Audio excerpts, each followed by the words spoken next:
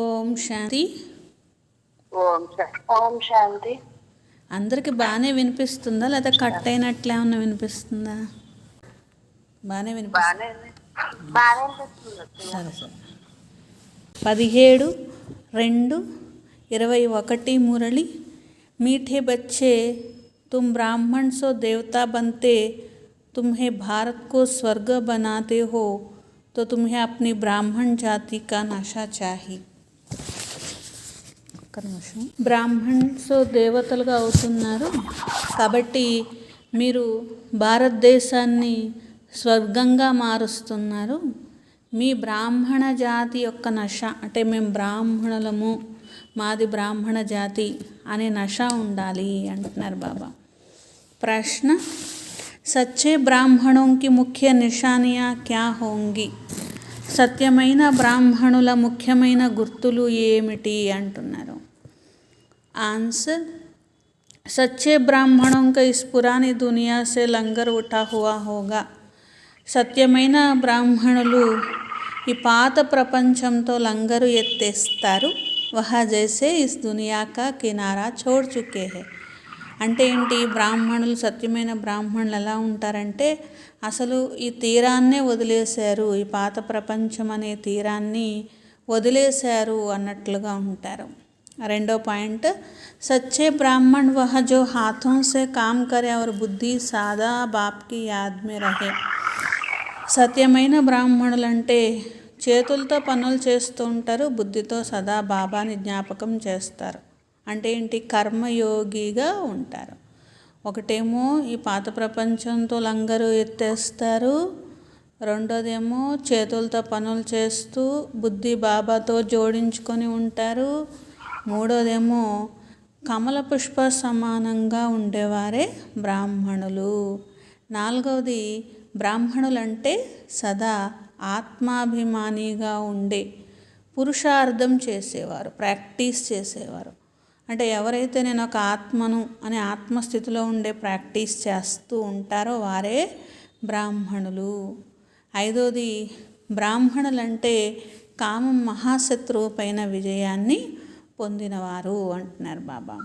కాబట్టి 5 లక్షణాలు ఎవరిలో అయితే ఉంటాయో వారిని ఏమంటారు? సత్యమైన బ్రాహ్మణులు అంటారనమాట. ఓం శాంతి. ఓం శాంతి. रूहानी बाप रूहानी बच्चों को समझाते हैं. बच्चे कौन? यह ब्राह्मण. ఆత్మిక తండ్రి ఆత్మిక పిల్లలకు అర్థం చేయిస్తున్నారు. ఇక్కడ పిల్లలు ఎవరు? బ్రాహ్మణులు. ఇది ఎప్పుడు కూడా మర్చిపోవద్దు, మేము బ్రాహ్మణులము. బ్రాహ్మణుల నుండి ఏమవుతున్నారు? దేవతలు అవుతున్నారు. వర్ణాలలో కూడా మరి జ్ఞాపకం చేయడం అనేది జరుగుతుంది కదా. యహా తుమ్ ఆపస్ మే సిర్ఫ్ బ్రాహ్మణ్ హీ బ్రాహ్మణ హో. మీరు బయట ప్రపంచం అనుకోండి రకరకాలుగా ఉంటుంది, కానీ ఇక్కడ మీరు బాబా దగ్గర ఉంటే ఒక బ్రాహ్మణులు తప్ప ఇంకెవరు ఉంటారు. బ్రాహ్మణుల సాంగత్యం మాత్రమే ఉంటుందన్నమాట. కాబట్టి బ్రాహ్మణులు తప్ప ఇంకా ఎవరు కూడా ఉండరు అని బాబా అంటున్నారు. తో శివ్ బాబా పడాతే హే బ్రాహ్మణంకు. శివ్ బాబా బ్రాహ్మణులకు చదివిస్తున్నారు అని చెప్పి. యహ భీ తుమ్ జాన్తే హో, బ్రాహ్మణ్ బనే బిగర్ దేవీ దేవత నహీ బన్ సక్తే హే. బ్రాహ్మణులు అవ్వకుండా దేవీ దేవతలుగా అవ్వడం కుదరదు కదా. గ్రేట్ గ్రేట్ గ్రాండ్ ఫాదర్ ఇస్ బ్రహ్మకు గ్రేట్ గ్రేట్ గ్రాండ్ ఫాదర్ కహా జాతా హై. బ్రహ్మని గ్రేట్ గ్రేట్ గ్రాండ్ ఫాదర్ అని అనడం జరుగుతుంది. ఇది కూడా మీకు తెలుసు, అందరి యొక్క తండ్రి అని చెప్పి. ఇప్పుడు వారసత్వం ఒకటి బాప్కో భక్తి మార్గమే యాద్ కర్తే ఆయే హే. పారలౌకిక తండ్రిని భక్తిలో ఎంతో పిలుస్తూ వచ్చారు కదా. లౌకిక తండ్రి శివ్ బాబా పారలౌకిక తండ్రి. తో యహ బల్ బ్రహ్మా కా మందిర్ హై, యహా భీ ప్రజాపిత ఆదిదేవ్ కా మందిర్ హై. బ్రహ్మ యొక్క మందిరాలు ఉంటాయి, ప్రజాపిత యొక్క మందిరం అని, ఆదిదేవ్ యొక్క మందిరం అని, ఇట్లా రకరకాలుగా ఉంటూ ఉంటాయి కదా. తో యహ బల్ బ్రహ్మ కా హై, తో ఉన్కో కోయి మహావీర్ कहते, దిల్వాడా భీ कहते हैं. మహావీర్ రూపంలోనూ ఉన్నది ఎవరు అంటే మరి బ్రహ్మ బాబాని. ఆదిదేవ్ అనేటువంటిది కూడా ఎవరు అంటే బ్రహ్మా బాబానే.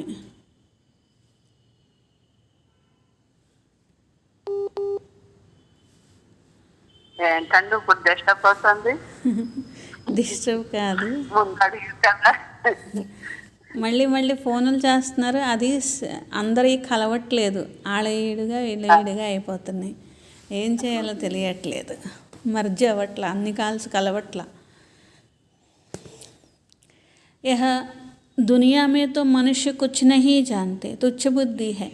ప్రపంచంలోని మనుషులు తుచ్చబుద్ధిగా అయిపోయారు కదా. మీరు బ్రాహ్మణులు శివ బాబా నుండి వారసత్వాన్ని తీసుకుంటున్నారు. ఓం శాంతి. అన్నపూర్ణక్కయ్య, మాల్యాద్రన్నయ్య, నాశేష్ అన్నయ్య ఉన్నారా లైన్లో? లైన్లోనే ఉన్నాను, మాట్లాడేదాన్ని. మీరు కాదు ఇంకొక అన్నపూర్ణక్కయ్య. హలో. ఈ ఫోన్లో ఎవరున్నారో తెలియట్లే, ఎవరు లేరో తెలియట్లే, అందుకని. तुम हो बाप को याद करते हो, योग कामन अक्षर है, इनको योग आश्रम भी नहीं कहेंगे.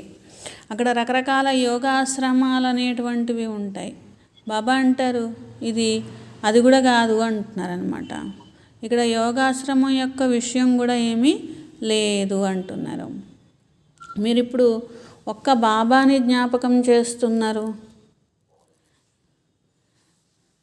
तुम तो बाप को याद करते, योग कामन अक्षर है, इनको योगाश्रम नहीं कहेंगे, बच्चे और बाप बैठे हैं. ఇక్కడ పిల్లలు మరియు బాబా కూర్చొని ఉన్నారు కదా. హమ్ బ్రాహ్మణ్ హే, డాడే సే వరసా లే రహే హే. మేము బ్రాహ్మణులము, దాదా నుండి వారసత్వం అనేది తీసుకుంటున్నాము అని కూడా మీకు తెలుసు కదా అంటున్నారు బాబా. యహ భీ తుమ్ జాన్తే హో, ఉన్కా భీ అర్థం నహీ సమజ్తే. భగవంతుడు అన్నీ తెలిసిన వారు అంటూ ఉంటారు, దాని అర్థం కూడా ఎవరికీ తెలియదు. ఇక్కడ అన్నీ తెలియడము అంటే అర్థం ఏంటి? మొత్తం జ్ఞానం అంతా కూడా తెలిసినటువంటి వారు అనే అర్థం అన్నమాట. ఈ జ్ఞానం అనేది పిల్లలకు ఇస్తున్నారనమాట. బేహద్ బాప్కో యాద్ కర్నా తో యహ చిత్ర భీ భల్ రఖో తో యాద్ రహేగి. బాబా అంటారు చిత్రాలు కూడా మీ దగ్గర ఉంటే మీకు జ్ఞాపకం అనేది ఉంటుంది కదా అంటున్నారు. యహ బ్రాహ్మణ్ హే, బాప్ సే వరసా లేతే, బ్రాహ్మణ్ కభీ అప్ని జాతి కో నహీ భూల్తే హే. బాబా అంటారు పిల్లలు మీరు బ్రాహ్మణులు, ఎప్పుడైనా చూడండి ఒక గొప్ప జాతికి చెందిన వాళ్ళు, కులానికి చెందిన వాళ్ళు, వాళ్ళ కులాన్ని ఎప్పుడైనా మర్చిపోతారా ఏంటి? మేము బ్రాహ్మణులము, మాదన్నిటికంటే గొప్ప జాతి, మాదన్నిటికంటే గొప్ప కులము అని మరి మీరెందుకు మర్చిపోతారు అని బాబా అంటున్నారు. శూద్రుల సాంగత్యంలో వెళ్ళి మేము బ్రాహ్మణులము అనేది కూడా మర్చిపోతారు, సర్వోన్నతమైనటువంటి బ్రాహ్మణులము అనేది కూడా మర్చిపోతూ ఉంటారు అంటున్నారు బాబా. కాబట్టి ఎప్పుడు కూడా మీ జాతిని మీరు మర్చిపోకూడదు అంటున్నారు. తో యహ్ బాబా బీజ రూప్ హే, సృష్టికి ఆది మధ్యాంత కా నాలెడ్జ్ దేతే హే. బాబా సృష్టి ఆది మధ్యాంత నాలెడ్జ్ అనేది ఇస్తున్నారు, బీజరూపుడు ఉన్నారు. ఈ వృక్షం యొక్క ఆది మధ్యాంతాలన్నీ కూడా బాబా అర్థం చేయిస్తున్నారు అని. తో యహ బాప్ कहते हैं ब्रह्मा भी मुझे याद करेंगे तब यह पद पाएंगे. బ్రహ్మ బాబా కూడా శివ బాబాని జ్ఞాపకం చేస్తారు కదా, అందుకని వీరు కూడా నన్ను జ్ఞాపకం చేస్తేనే పదవి అనేది పొందుతారు అని చెప్పి.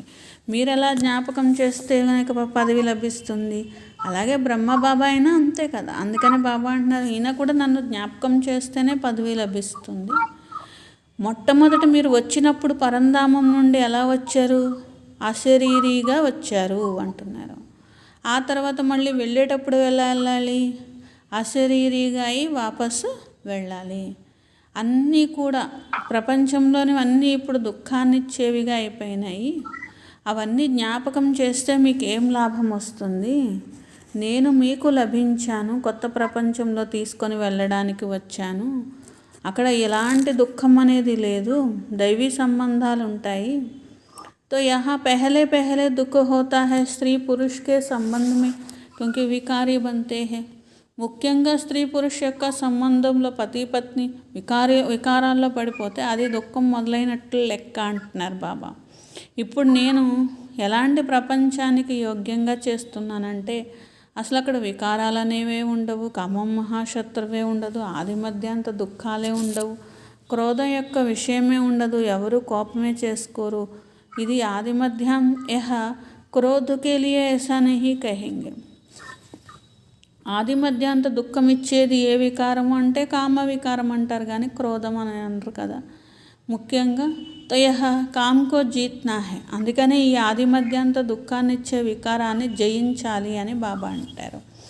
తో యహ పతిత్ బంతా హై, పతితంగా అయ్యారు అనేది కూడా కామ వికారం మూలంగానే అంటారు. యహ వికార్ పర్ లగ్తా హై నా పతిత్ అక్షర్, ఇస్ దుష్మన్ పర్ జీత్ పానీ హై. ఈ వికారాలనే శత్రువు పైన విజయాన్ని పొందాలి. మీకు తెలుసు మేము స్వర్గం యొక్క దేవీ దేవతలుగా తయారవుతున్నాము అని. మీకు నిశ్చయం రానంత వరకు మీకు ఏమీ లభించదు పిల్లలు అంటున్నారు బాబా. तुम कुछ भी पा नहीं सकेंगे.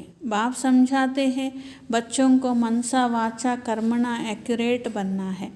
మనసా వాచ కర్మణ ఒకే విధంగా ఉండడం రావాలి, యాక్యురేట్గా ఉండాలి. ఇలా ఉండడమే అంటే మనసాలో ఎలా ఉన్నారో వాచాలో కర్మణాలో కూడా అదేవిధంగా శ్రేష్టంగా ఉండాలి అని. ఇదే కదా మరి యాక్యురేట్గా అవ్వడంలోనే శ్రమ అనేది ఉన్నది అంటున్నారు. దునియా మే కిస్కో పతా నహీ హై. ప్రపంచంలో భారతదేశమే స్వర్గంగా ఉంటుంది అనేది ఎవరికీ తెలియదు కదా.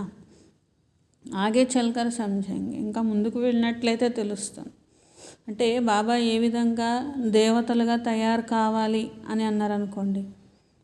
ఇప్పుడు దేవతలుగా తయారు కావాలని వాచాతో ఇతరులకు వినిపిస్తారు, కానీ మనసాలో కూడా దేవతలుగా ఉండాలి కదా అని, కర్మణాలో కూడా దేవతలుగా ఉండాలి కదా. దాన్ని ఏమంటారు? మనసా వాచ కర్మణ ఒకే విధంగా అవ్వాలి, యాక్యురేట్గా అంటే సమానం అవ్వాలి అంటారనమాట బాబా. ఉదాహరణకి ఇప్పుడు చూడండి, లౌకికంలో ఎవరైనా ఇది చాలా మీది చాలా బాగుంది ఫలానా వస్తువు అని అన్నారనుకోండి, పైకి లోపల ఏమనుకుంటారు? ఏం బాగాలేదు ఊరికినే అంటున్నా అనుకున్నారు అనుకోండి. అప్పుడు మనసా వేరుంది, వాచ కూడా వేరున్నది అనమాట. శ్రేష్ఠ భావన అంటే లోపల కూడా శ్రేష్ఠ భావన ఉంటేనే మాట్లాడాలి. అలానే వాచాని బాగాలేదు కదా అని బాగాలేదు అని వాళ్ళకి బాధపడేటట్లు చెప్తే అది కూడా తప్పే అంటారు బాబా. ఇప్పుడు ఏం చేయాలి? మార్చుకోవాల్సింది శ్రేష్టంగా అంటే మనసును మార్చుకోవాలన్నమాట. కాబట్టి బాబా అంటారు మీరు దేవతలు అనేటువంటిది మనసాలోనూ మీరు దేవతల్లాగా ఆలోచించాలి, వాచాలోనూ దేవతల్లాగా మాట్లాడాలి, కర్మల్లోనూ దేవతల ఆచరణ ఉండాలి. అలా ఉంటేనే అప్పుడు మనస వాచ కర్మణ సమానంగా అయినట్లు అని అర్థం అనమాట. అది బాబా చెప్పే అర్థం. మనసా వాచ కర్మణ యాక్యురేట్గా ఉండడం అంటే అదనమాట. మీరు దేవతలు స్వర్గానికి అధికారిగా బాబా తయారు చేస్తున్నారనేది ఎవరికి తెలియదు. ఇంకా ముందుకెళ్తే అప్పుడు తెలుస్తుంది. 1 వరల్డ్ 1 రాజ్యము 1 రిలీజియస్ 1 భాష, ఒకే భాష ఉండాలని కోరుకుంటారు, ఒకటే ప్రపంచం ఉండాలని కోరుకుంటారు, ఒకటే రాజ్యం ఉండాలని కోరుకుంటారు. తుమ్ సమझा सकते हो. కాబట్టి మీరు అర్థం చేయించవచ్చు. సత్యుగంలో 5000 సంవత్సరాల క్రితం ఉండేది. అప్పుడు ఒక రాజ్యము ఒక ధర్మము స్వర్గంలాగా ఈ సృష్టి ఉండేది. రామరాజ్యము రావణ రాజ్యము ఇవి ఎవరికి తెలియడం లేదు. 100% ఇవి కూడా కనీసం అర్థం చేసుకోకపోతే 100% తుచ్చబుద్ధిగా అయిపోయినట్లే కదా. బాబా అంటారు మీరు కూడా 100% తుచ్చబుద్ధిగా ఉండేవారు, ఇప్పుడు స్వచ్ఛబుద్ధిగా అవుతున్నారు. నంబర్ వార్ పురుషార్థం అనుసారంగా నేను మీకు చదివిస్తున్నాను. అంటే బాబా చదివించేది ఒక రకంగానైనా, కానీ పిల్లలు అర్థం చేసుకునేది నంబర్ వార్గా. ఎవరి నంబర్ ఎలా ఉంటే అలాగే జ్ఞానం అర్థమవుతుంది తప్ప అందరికీ ఒకే రకంగా జ్ఞానము అర్థం కాదనమాట. ఇక్కడ కేవలము బాబా మతం పైన నడవాలి. పాత ప్రపంచంలో ఉంటున్న కమల పుష్ప సమానంగా పవిత్రంగా ఉండాలి, నన్ను జ్ఞాపకం చేయాలి. బాబా ఆత్మలకు అర్థం చేయిస్తున్నారు, నేను ఆత్మలకు చదివిస్తున్నాను, ఈ కర్మేంద్రియాలతో చదివిస్తున్నాను. తుమ్ ఆత్మాయే భీ ఆర్గాన్స్ ద్వారా సున్తి హో. మీరు ఆత్మలు కర్మేంద్రియాల ద్వారా వింటున్నారు. బచ్చోంకో ఆత్మాభిమాని బన్నా హై. మీరు ఆత్మాభిమానిగా కావాలి. ఇది పాత చీచీ శరీరం ఉన్నది, तुम ब्राह्मण పూజా కే లాయక్ నహీ హో, బ్రాహ్మణులైన మీరు పూజ చేయించుకునే యోగ్యంగా లేరు కదా. మహిమా యోగ్యం తుమ్ గాయన్ లాయక్ హో, మహిమా యోగ్యంగా ఉన్నారు. అంటే ఏదైతే పిల్లలు ధారణ చేస్తారో, సేవ చేస్తారో, జ్ఞానవంతులుగా అవుతారో ఆ యొక్క మహిమ అనేది ప్రపంచంలో వారు లాస్ట్కి చేస్తారు. అందుకని అంటే ఈ యొక్క జ్ఞానానికి, సేవకి పూజ అయితే జరగదు. ఎందుకు జరగదంటే బాబా అంటారు, మీ శరీరం అనేది వికారాల ద్వారా జన్మ తీసుకున్నది కాబట్టి ఈ శరీరానికి పూజ అనేది జరగడానికి వీల్లేదు కాబట్టి జరగదు. లేకపోతే పరమాత్ముడితో పాటు పరమాత్ముని శ్రీమతం పైన కార్యం చేసేటువంటి జ్ఞాన సంపన్న ఆత్మలకు, నిస్వార్థ సేవ చేసేటువంటి విశ్వ కళ్యాణం చేసే ఆత్మలకు లెక్క అయితే మరి ఏముండాలి? మహిమ ఉండాలి, పూజ కూడా ఉండాలన్నమాట. కానీ బాబా అంటారు ఈ బ్రాహ్మణ జన్మకి మహిమ ఉంటుంది, దేవతా శరీరానికి పూజ ఉంటుంది. శ్రీమతం మీద మీరు నడుస్తున్నారు కాబట్టి, విశ్వంని పవిత్రంగా స్వర్గంగా చేస్తున్నారు కాబట్టి మీకు మహిమ అనేది జరుగుతుంది అంటున్నారు. కానీ పూజించడం అనేది ఉండదు. గాయన్ సిర్ఫ్ బ్రాహ్మణోं का है ना कि देवताओं का, तो बाप तुमको ही शूद्र से ब्राह्मण बनाते हैं. కాబట్టి మహిమ అనేది మీ జీవితానికే కానీ దేవతల జీవితానికి కాదు. ఇప్పుడు దేవతల జీవితం ఉందనుకోండి, దాంట్లో మహిమ చేయడానికి ఏముంది? వాళ్ళు ఏం చేస్తారని ఏం చేయరు.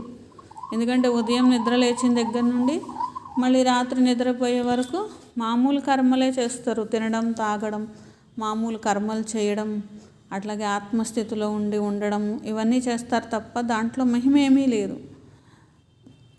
అదే సంగమ యుగంలో ఉన్నారనుకోండి, బాబా అంటారు మీరు విశ్వ కళ్యాణం చేసే బ్రాహ్మణులు కాబట్టి మీ యొక్క ప్రతి కర్మకి, లేచిన దగ్గర నుండి రాత్రి నిద్రపోయే వరకు మీరు చేసే ప్రతి కర్మకి కూడా మహిమ చేస్తారు భక్తులు అంటారనమాట. జగదంబ వ బ్రహ్మ ఆది కే మందిర్ బనాతే హే పరంతు ఉన్కో యహ పతా నహీ కి యహ కౌన్ హే. జగదంబ మందిరం అని ఎంత పెద్ద పెద్ద గుళ్ళు కడతారో చూడండి. బ్రహ్మ యొక్క మందిరం కూడా ఉంది కదా, కానీ వాళ్ళు ఎవరు అనేది, ఏం చేశారు వాళ్ళు అనేది తెలియదు. జగత్పితతో బ్రహ్మ హువానా. జగత్పిత అంటే ఒక రకంగా మరి ఎవరు? బ్రహ్మబాబా. శివబాబాని జగత్పిత అనరు, బ్రహ్మబాబాని జగత్పిత అంటారు. శివబాబాని ఏమంటారు మరి? పరంపిత అంటారు. ఈ జగత్తులో సాకారంగా ఉన్న తండ్రిని మాత్రమే జగత్పిత అంటారు. శివబాబా సాకారంగా ఉన్న జగత్తులో జన్మ తీసుకున్న తండ్రి కాదు కదా, బ్రహ్మబాబా. కాబట్టి బ్రహ్మబాబాని జగత్పిత అంటారు. లౌకిక తండ్రిని కూడా జగత్పిత అన్నారు కదా. ఆయన ఏమి లౌకిక తండ్రి ఏమి జగత్తుకు పిత అవ్వరు కదా. ఒకరు తమ యొక్క పిల్లలకు మాత్రమే పిత అవుతారు కానీ జగత్తుకి పిత అవ్వరు కదా. అలాగే లక్ష్మీనారాయణలు ఉన్నారనుకోండి, వాళ్ళు జగత్పిత అవ్వరు. శివబాబా ఉన్నారనుకోండి, శివబాబా కూడా జగత్పిత అవ్వరు. జగత్పిత బ్రహ్మబాబా ఒక్కరే అవుతారనమాట. అలాగే బ్రహ్మబాబాని దేవత అని కూడా అనడానికి వీల్లేదు కదా, ఇక్కడ ఉన్నారు కదా. దేవతాంకి ఆత్మ और శరీర్ దోనో పవిత్ర హే. దేవత అనాలి అంటే గుణాలతో పాటు శరీరం కూడా వికారాల ద్వారా జన్మ తీసుకొని ఉండకూడదు. ఒకటేమో దివ్య గుణాలు ఉండాలి, రెండోది జన్మ యోగ బలం ద్వారా జరిగి ఉండాలి, శరీరము పవిత్రమైనదై ఉండాలి. అప్పుడు మాత్రమే దేవతలు అనడానికి కుదురుతుందన్నమాట. ఈ ప్రపంచంలో అది సాధ్యం కాదు కాబట్టి ఇక్కడ ఎవరిని దేవతలు అని అనడానికి వీలు లేదనమాట. మీ ఆత్మ ఇప్పుడు పవిత్రంగా తయారవుతుంది కానీ ఆల్రెడీ జన్మ తీసేసుకొని ఉన్నారు కాబట్టి శరీరము అనేది పవిత్రత ద్వారా జన్మ తీసుకున్న శరీరం అని అనరు. ఈశ్వరుని మతం పైన నడిచి భారతదేశాన్ని స్వర్గంగా చేస్తున్నారు. స్వర్గానికి యోగ్యంగా మీరు తయారవుతున్నారు. సతో ప్రధానంగా తప్పకుండా తయారు కావాలి. ఎందుకంటే బ్రాహ్మణులకే భగవంతుడు చదివిస్తారు. బ్రాహ్మణుల యొక్క వృక్షం అనేటువంటిది వృద్ధి చెందుతూ ఉంటుంది అని బాబా అంటున్నారు. పక్కే బన్ జాయింగే ఫిర్ జాక దేవతా బనేంగే. ఎప్పుడైతే బ్రాహ్మణులుగా ఉన్న మీరు పక్కాగా అయిపోతారో మళ్ళీ మీరే వెళ్ళి దేవతలుగా అవుతారు అంటున్నారు. ఇది కొత్తదైనటువంటి వృక్షం అనేది ఉన్నది. మాయా తుఫాన్లు కూడా వస్తాయి. ఏ విధంగా చిన్నదైనటువంటి చెట్టుకే కదా తుఫాన్లు ఎక్కువగా వచ్చినట్లు అనిపిస్తూ ఉంటే కదులుతూ ఉంటుంది. అంటే ఏంటి, మాయ అనేది బాబా జ్ఞాపకంలో ఉండనివ్వదు అని. యహ हम चाहते हैं बाबा की याद में रहे लेकिन वो नहीं रहने देती हैं. పిల్లలు అనుకుంటారు మేము బాబా జ్ఞాపకంలో ఉండాలి అని, కానీ మాయ అనుకోదు కదా. మొత్తం ఆధారం జ్ఞాపకం మీద ఉన్నది. ప్రాచీన యోగము మీరు ఇప్పుడు చేస్తున్నారు. ఇది ప్రసిద్ధి చెందిన యోగం. విదేశాల వారికి కూడా ఈ భారతదేశంలో నేర్పించే ఆ ప్రాచీన యోగము నేర్చుకోవాలి అని ఉంటుందన్నమాట. तो यह अब योग भी 2 प्रकार के है. एक है हठ योगी, दूसरे है రాజయోగి. యోగం కూడా 2 రకాలుగా ఉంటుంది. ఒకటి హఠయోగము, రెండోది రాజయోగము. మీరు రాజయోగిలు. ఇది భారతదేశం యొక్క ప్రాచీన రాజయోగము బాబా నేర్పిస్తున్నారు. గీతలో శివ బాబా బదులు కృష్ణుడి పేరు వేశారు. शिव जयंती होती है तो तुम्हारी వైకుంఠ की भी జయంతి होती है. శివ జయంతి అనేది మరి ఎలా జరుగుతుందో వైకుంఠం కూడా అలాగే వస్తుంది. అది కూడా జయంతే. శ్రీకృష్ణుడే కదా మరి రాకుమారుడు రాజ్యం చేయబోయేది. శివ బాబా జయంతి హై తో గీతా की भी జయంతి హై. శివ బాబా జయంతి ఎట్లాగోనో గీతా జయంతి కూడా. అంటే శివ బాబా వస్తేనే కదా జ్ఞానం అనేటువంటి గీతను వినిపిస్తారు. అప్పుడు శ్రీకృష్ణ జయంతి జరుగుతుంది, వైకుంఠ జయంతి జరుగుతుంది అంటున్నారు బాబా. కల్పపూర్వం కూడా ఇలాగే స్థాపన అయ్యింది. ఇప్పుడు బాబా అంటారు నన్ను జ్ఞాపకం చేయండి. జ్ఞాపకం చేయకపోతే మీతో మాయ ఏదో ఒక వికర్మ చేయించేస్తూ ఉంటుంది. ఒకవేళ జ్ఞాపకం చేయలేదనుకోండి చెంపదెబ్బ వేయడానికి చూస్తూ ఉంటుంది. అదే యోగంలో ఉన్నారనుకోండి చెంపదెబ్బ అనేది కొట్టలేదు అసలు మాయ. ఇది బాక్సింగ్ ఉన్నది కదా అంటున్నారు. तुम जानते हो हमारा दुश्मन कोई मनुष्य नहीं है, रावण है दुश्मन.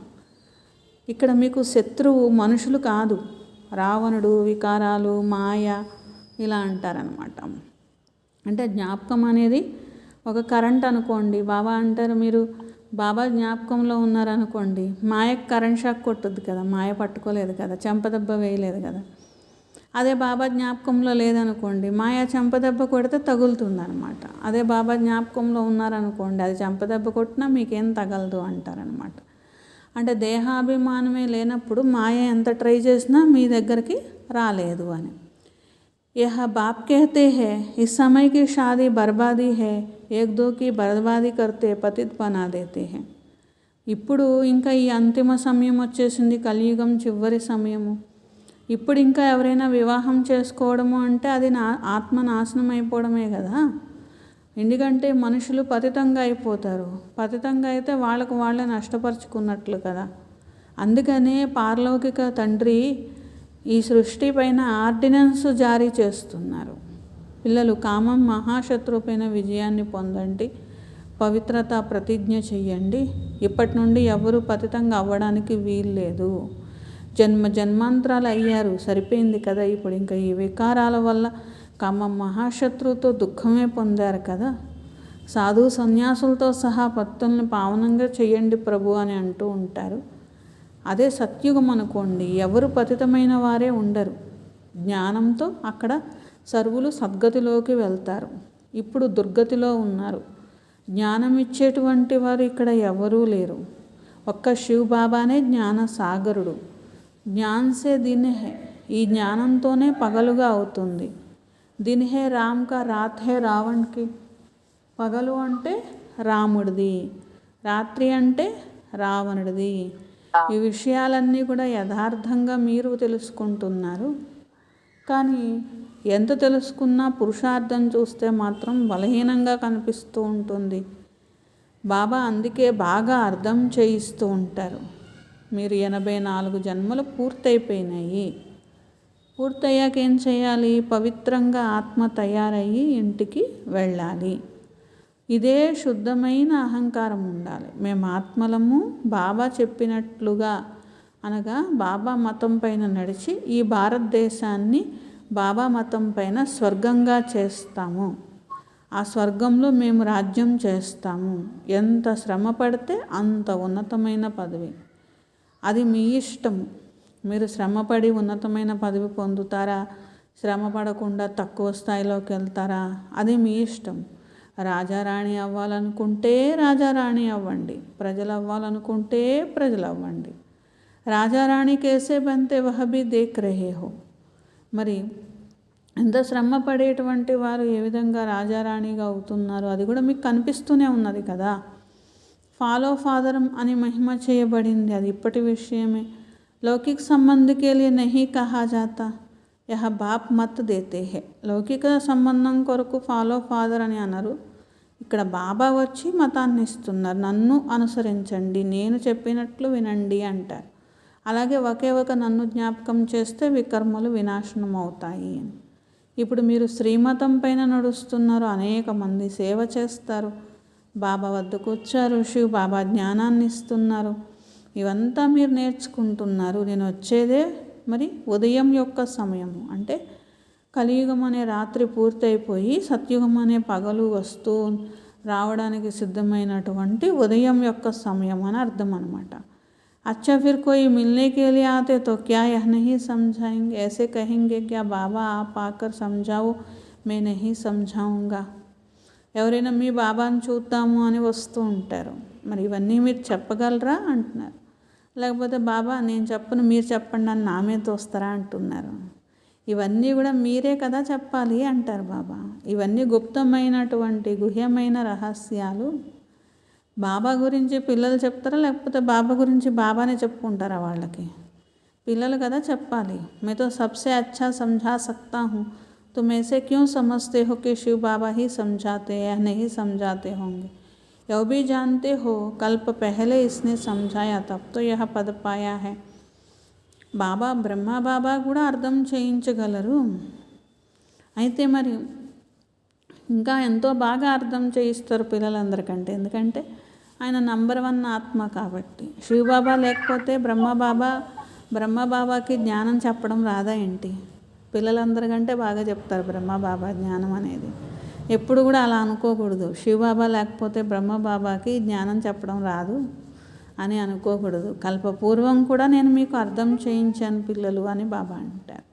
వీరు నంబర్ 1 ఆత్మ కాబట్టే కదా ఆ నంబర్ 1 పదవి ఎలా పొందారు. లేకపోతే మమ్మ కూడా అర్థం చేయించగలరు, బాబా కూడా అర్థం చేయించగలరు. అందుకే కదా వాళ్ళ పదవి నంబర్ 1గా ఉన్నది. మమ్మ బాబాకు సూక్ష్మవతన్ మే దేఖ్తే హం. మరి వారి పదవి నంబర్ 1 ఉంది, సూక్ష్మలోకంలో కూడా మరి కనిపిస్తారు. అలా అని చెప్పి పిల్లలు చెప్పడం నేర్చుకోకుండా ఎవరొచ్చినా తీసుకెళ్ళి మమ్మ బాబా ముందు కూర్చోబెడతారా ఏంటి?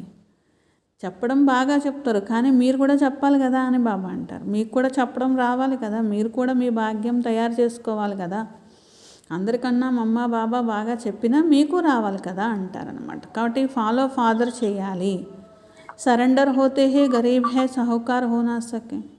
బాబా అంటారు ఇక్కడ చాలా కోటాను కోటీశ్వర్లు ఉన్నారనుకోండి, సమర్పణ అవ్వాలి అంటే చాలా కష్టం. అదే మామూలుగా ఈ బ్రహ్మ చూడండి సాధారణంగా ఉన్నారు అంటే ఆయన దగ్గర కొన్ని కోట్లే ఉన్నాయి కదా. అందుకని బాబా అంటున్నారు ఇలాంటి వాళ్ళు ఉన్నట్లయితే సమర్పణ అవ్వడం ఈజీ ఉన్నారు. అంతేగాని చాలా షాహుకారు ఉంటే సమర్పణ అవ్వడము వాళ్ళకు కూడా చాలా కష్టంగా ఉంటుంది కదా. శివ్ బాబాతో దాతా హే, శివ్ బాబాకి ఇస్తున్నారు అని కూడా కాదు, నేనే మీకు ఇస్తాను, ఇంకా మీరు సేవలో పెడతారు నేను మీకు ఇస్తాను అని అన్నారు. కాబట్టి శివబాబా పిల్లలు సేవలో పెడతారు, అంతేగాని శివబాబాకి ఇస్తున్నారు లేకపోతే ఇంకెవరికైనా ఇస్తున్నారు అని కాదు. శివబాబా చెప్పినట్లుగా సేవలో ఇస్తారు అని చెప్పి. తో శివబాబాతో దాతా హే కభీ లేతా నహీ హే. బాబా అంటున్నారు నాకు మీదేమీ అవసరం లేదు.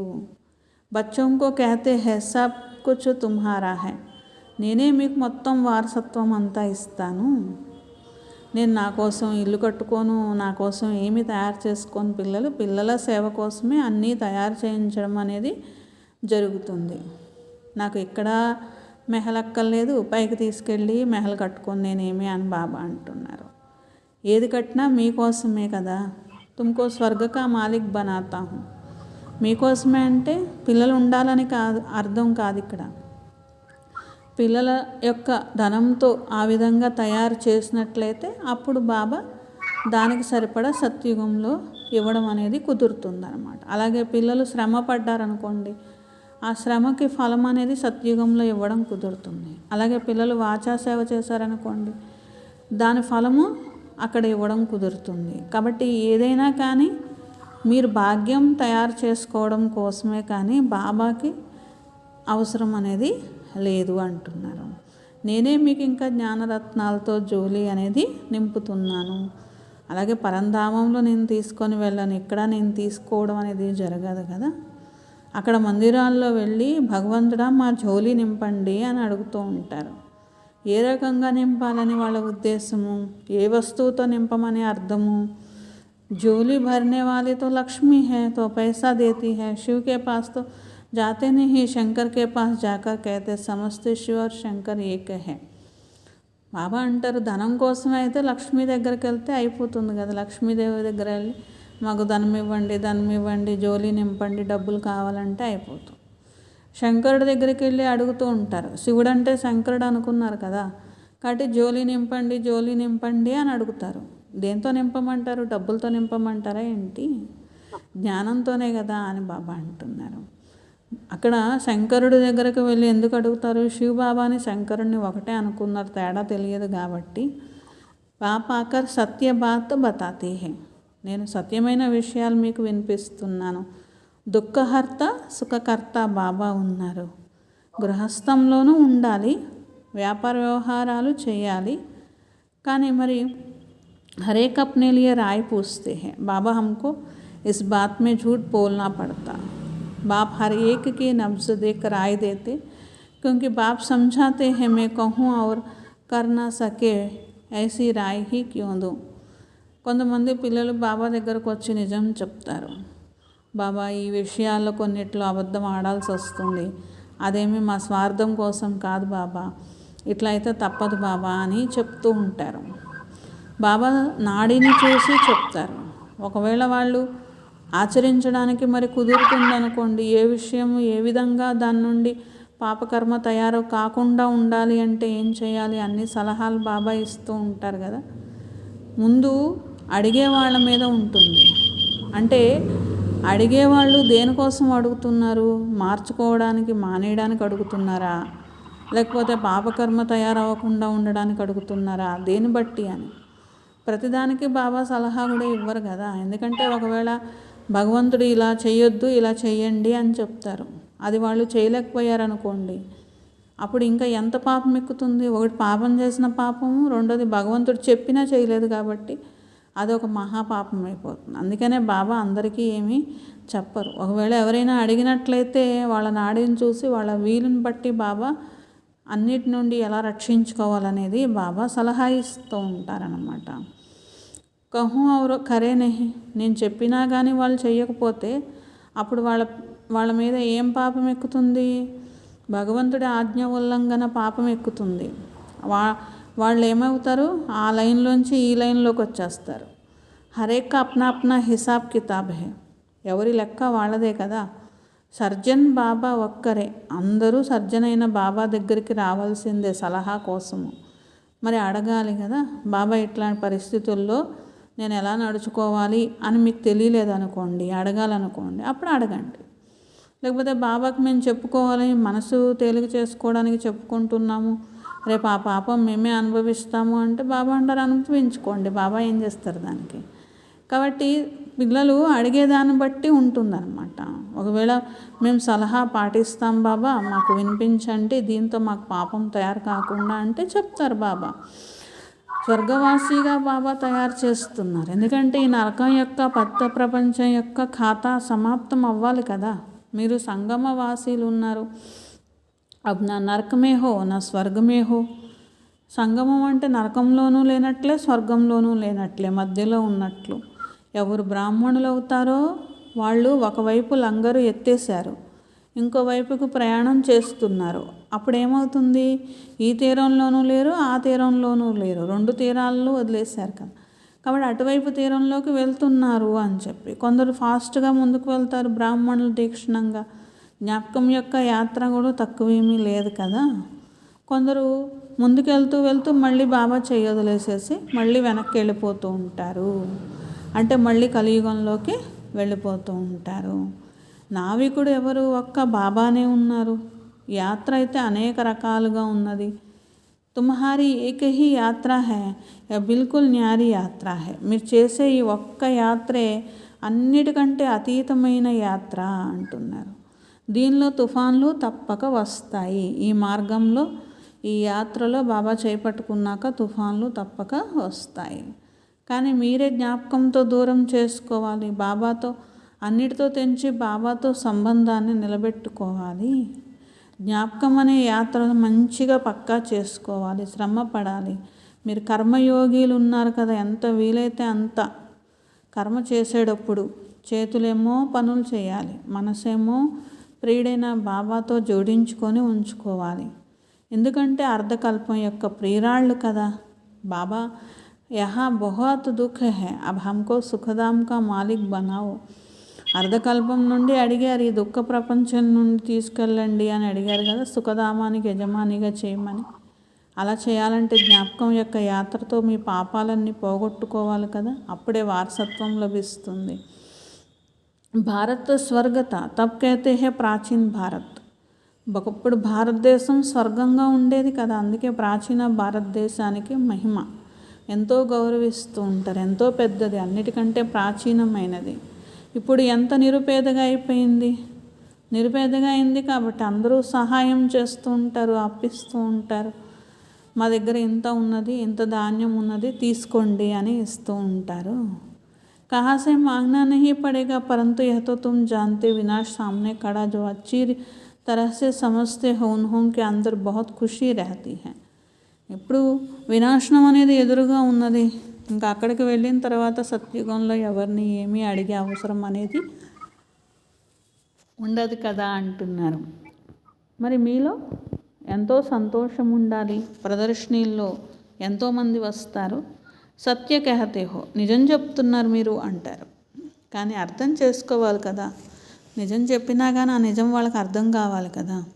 బాబా వారసత్వాన్ని ఇవ్వడానికి వచ్చారు అనే నిజం అర్థం కావాలి కదా. అంత తొందరగా అదేమి ఎక్కుతుంది? ఇక్కడ నుండి బయటకు వెళ్ళగానే సమాప్తం అయిపోతూ ఉంటుంది. బాబా మాకు స్వర్గం యొక్క రాజ్యంలోకి తీసుకుని వెళ్తున్నారు. అక్కడ గర్భ జైలు ఉండదు, మామూలు జైలు కూడా ఉండదు, గర్భ జైలు కూడా ఉండదు. ఇప్పుడు చూడండి, మనుషులు జైలు యాత్ర ఎంత ఈజీ అయిపోయిందో చూడండి మనుషులకి అంటున్నారు.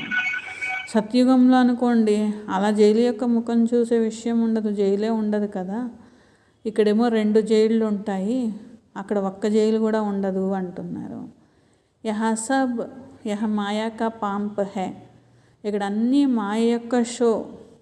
బడోంకో చేసే ఖలాస్ కర్ దేతే హై. చూడండి, గొప్ప గొప్ప వాళ్ళు, పెద్ద పెద్ద వాళ్ళు అంటారు, రేపు చూస్తే వాళ్ళనే చంపేస్తూ ఉంటారనమాట. ఆజ్ బహుత్ మాన్ దే రహే, కల్ మాన్ హీ ఖలాస్. ఇవాళ అందరూ గొప్పగా గౌరవిస్తూ ఉంటారు, రేపు ఎవ్వరూ లెక్క చేయరు, ఏ గౌరవం ఉండదు. ఇప్పుడు మీరు సంపాదించుకున్నటువంటిదే తోడు తీసుకొని వెళ్తారు. ఇంకా ఈ ప్రపంచంలోని పొజిషను, గౌరవము, గొప్పతనము ఏమీ ఉండవు పిల్లలు అని బాబా అంటున్నారు. आज हर एक बात क्विक होती है मौत भी क्विक होती है. ప్రపంచంలో చూడండి, ఏ పనైనా చిటికలో అయిపోతుంది. ఇప్పుడు మృత్యువు కూడా చిటికలో వస్తుంది అని బాబా అంటున్నారు. సత్యుగమే ऐसे कोई ఉపద్రవ होते नहीं. అదే సత్యుగం అనుకోండి, ఇలా చిటికలో వచ్చి అందరూ పోవడం అలా ఉండదు కదా, ఉపద్రవాలు ఉండవు కదా. ఇంకా ముందుకు వెళ్తే మీరు చూడండి ఏమేం జరుగుతాయో. ఎంతో భయంకరమైన సీన్స్ వస్తాయి. బచ్చోं के लिए ముఖ్య है యాద్ की యాత్ర. మీకు రక్షించేది ఏంటిదంటే ముఖ్యంగా జ్ఞాపకంలో ఉండడం, యోగం చేయడం. యోగం యొక్క యాత్ర మిమ్మల్ని రక్షిస్తుంది, ఇంకా ఎవ్వరూ రక్షించలేరు అన్నమాట. అచ్చా, मीठे मीठे सिखलते बच्चों प्रति माता पिता बाप दादा का याद प्यार और गुड मॉर्निंग. रूहानी बाप की रूहानी बच्चों को नमस्ते. हम रूहानी बच्चों के रूहानी बाबा को प्यार गुड मॉर्निंग नमस्ते। मेरा बाबा प्यारा बाबा शुक्रिया। धारणा कोसम फर्स्ट पॉइंट, मनसा वाचा कर्मणा बहुत बहुत एक्यूरेट बनना है। మనసా వాచ కర్మణ చాలా చాలా యాక్యురేట్గా ఉండాలి. బ్రాహ్మణులుగా అయ్యి శూద్ర కర్మలు చేయకూడదు. సెకండ్ పాయింట్, బాబా నుండి ఏ సలహా లభిస్తుందో దానిపైన పూర్తిగా నడిచి ఆజ్ఞాకారిగా కావాలి. కర్మయోగిగా అయి ప్రతి కార్యము చేయాలి. సర్వుల యొక్క జోలి జ్ఞానరత్నాలతో నింపాలి. వరదాన్, అమృతవేళ యొక్క మహత్వాన్ని తెలుసుకొని యథార్థ రీతిగా యూస్ చేసుకునేటువంటి సదా శక్తి సంపన్నంగా కండి అంటున్నారు. स्वयं को शक्ति संपन्न बनाने के लिए रोज़ अमृत वेले तन की और मन की शेयर करो. స్వయాన్ని శక్తి సంపన్నంగా చేసుకోవాలంటే రోజు అమృత వేళ తనువు మనసు అన్నీ షికారు చేయాలి అంటున్నారు. ఏ విధంగా అమృతవేళ సమయం యొక్క సహయోగం ఉంటుంది, మీకు బుద్ధి సతోప్రధాన స్థితి యొక్క సహయోగం ఉంటుంది. అలాగే వరదాని సమయం, ఆ సమయం మనసు యొక్క స్థితి కూడా పవర్ఫుల్గా ఉంటుంది. పవర్ఫుల్ స్థితి అంటే బాబా వలె బీజ రూప స్థితి తయారు చేసుకోగలరు. సాధారణ స్థితిలో అయితే కర్మ చేస్తూ కూడా ఉండగలరు. కానీ వరదాని సమయం అంటే యథార్థ రీతిగా ఉపయోగించుకోవాలి. అంటే ఆ స్థితి అనేటువంటిది తయారు చేసుకొని ఆ యొక్క శక్తి సంపన్నంగా కావాలి. అప్పుడు బలహీనతలు సమాప్తం అయిపోతాయి. స్లోగన్, अपनी शक्तियों के खजाने से शक्तिहीन परवशात्मा को शक्तिशाली बनाओ. తమ శక్తుల ఖజానాతో శక్తిహీనంగా పరవశంగా ఉన్న ఆత్మల్ని శక్తిశాలిగా చేయండి. తమ శక్తుల ఖజానాతో శక్తిహీనంగా పరవశంగా ఉన్న ఆత్మల్ని శక్తిశాలిగా చేయండి. అచ్చా, నేను శక్తి సంపన్న ఆత్మను. నేను శక్తి సంపన్న ఆత్మను. శక్తి సంపన్న ఆత్మను. ఏం చెప్పారు బాబా? యాక్యురేట్గా ఉండాలి. బాబా ఇచ్చే శ్రీమతం మీద నడవాలి. మాయ ఏదో ఒకటి, బాబా యోగంలో ఉంటే మాయ చంపదగ్గలేదు. మీరు బాబా జ్ఞాపకంలో ఉంటే గనక మాయ మిమ్మల్ని ఏమీ చేయలేదు. ఎన్ని వచ్చినా గానీ బాబా జ్ఞాపకంలో ఉంటే అవేమీ చేయలేవు అన్నాడు. ఇంకెవరైనా చెప్పండి, ఒక్కొక్కళ్ళు ఒక్కొక్క పాయింట్ చెప్పండి. మేము స్వర్గంలోకి వెళ్తున్నామని సంతోషం ఉండాలి పిల్లలు మీకు అని చెప్పారండి బాబా. మా జాతి ఎంత గొప్ప జాతి, మా ధర్మం బ్రాహ్మణ ధర్మము అని సంతోషం ఉండాలి మీకు అని చెప్పి. ఇంకా సమలపుష్ప సమానంగా అవ్వాలి. అశ్రీరేయుగా వచ్చాము, మళ్ళీ అశ్రీరేయుగా వెళ్ళాలి. బ్రాహ్మణ ధర్మం ఎంతో ఉన్నతమైంది. బ్రాహ్మణుల నుండే దేవతలుగా అవుతారు. బ్రాహ్మణుల నుండి అవ్వకపోతే దేవతలుగా ఎలా అవ్వగలుగుతారు? బ్రాహ్మణ ధర్మం ఎంత అనుభవం చేస్తున్నారు. మీరు ఆత్మలో కరిమేంద్రియాలతో వింటున్నారు, స్వర్గానికి యోగ్యంగా తయారవుతున్నారు, పవిత్రంగా తయారయ్యి ఇంటికి వెళ్ళాలి. నేను సత్యమైన విషయాలు వినిపిస్తున్నాను. మీరు యాత్రలో తుఫాన్లు వస్తాయి, ఇప్పుడు వినాశం అనేది ఎదురుగా ఉంది. బాబా వారసత్వం ఇవ్వడానికి వచ్చారు. ఇక్కడంతా మాయ షో ఇది.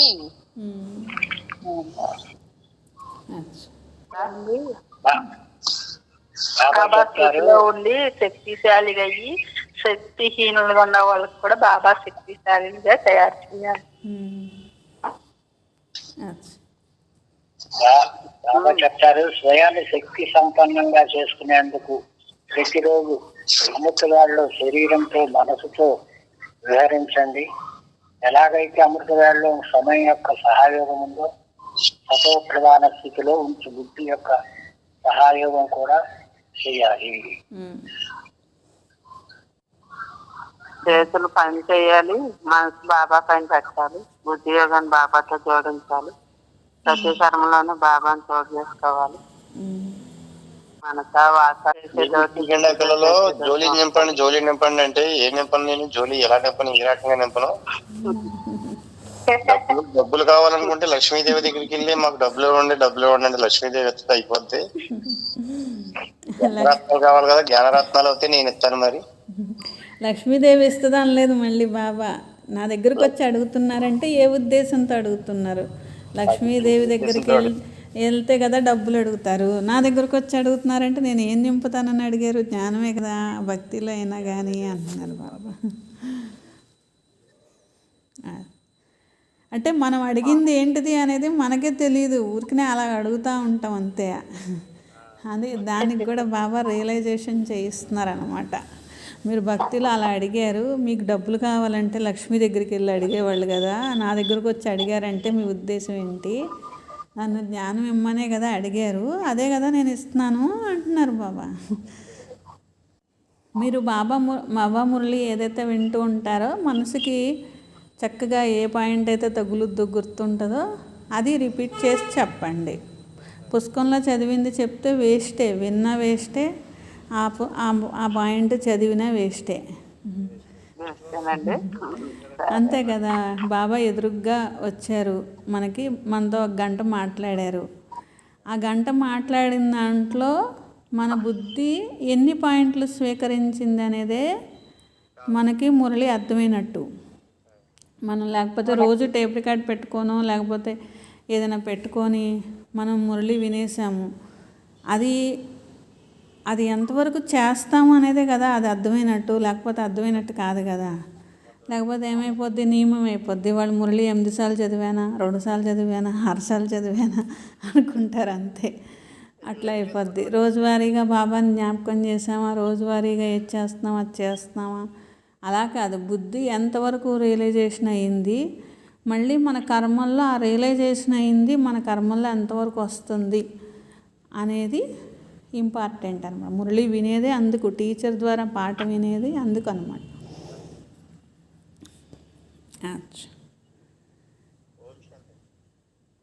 అంటే మురళి బుక్ పెట్టుకొని ఒకవేళ పాయింట్ చెప్పారనుకోండి, అది వేస్టే, విన్నది వేస్టే, ఆ పాయింట్ చెప్పింది వేస్టే. రేపు మీకు బుద్ధిలో ఏమీ ఉండదు.